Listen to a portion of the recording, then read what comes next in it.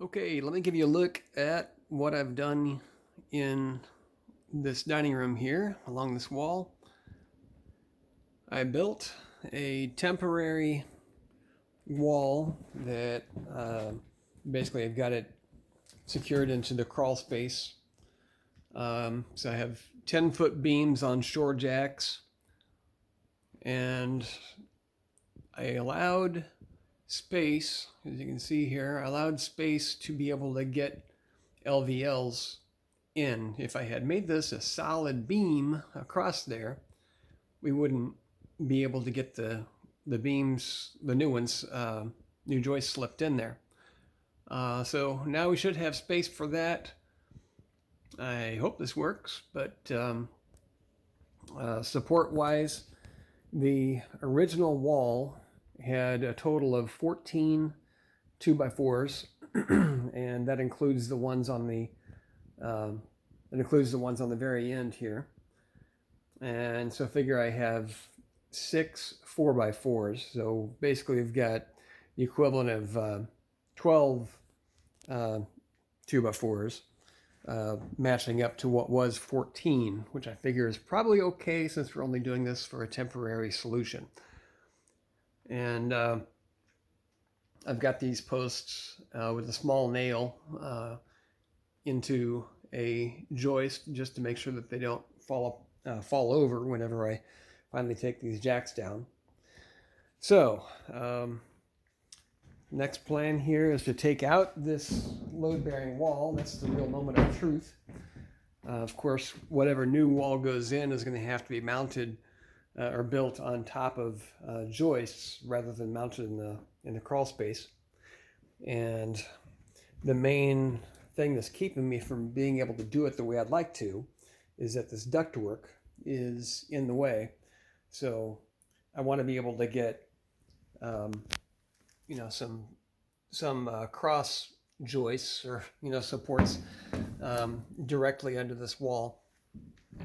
And the new wall will either be 8 inches thick or 12 inches thick. So basically the equivalent of 2 walls or 3 walls. I'm leaning towards 3, and by having 3, we'll be able to get some full-size round ducts going up instead of these skinny ones, because there's hardly any air coming through the upstairs heat registers. So I have not rerun the wiring. I kind of put that off because I wasn't sure 100% whether or not we're going to be able to get these new joists in, or if we would even need to. So by this plan, at least with the wall as I've got it now, I can probably get those joists in without any problem. And with that being the case, I would need to rerun the electrical. And I'm not exactly sure how I'm going to accomplish that. It's not easy pulling wires through walls without tearing up the drywall. But that's where I'm at with that. I'll still have to pull that out of the ceiling to be able to get it into the crawl space. I'm not sure how long it's going to take me. So that is the state of affairs at the moment. And what I have not decided is exactly what the new wall is going to look like. Like, I don't know if I should have an LVL beam going across the top. Seems like that would be a lot stronger than what's there now.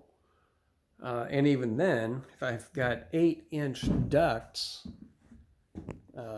new 8-inch ducts coming up, I don't know exactly where they're going to go, but the HVAC guys are coming tomorrow to actually do that installation. So that basically means on both sides of this wall having these ducts.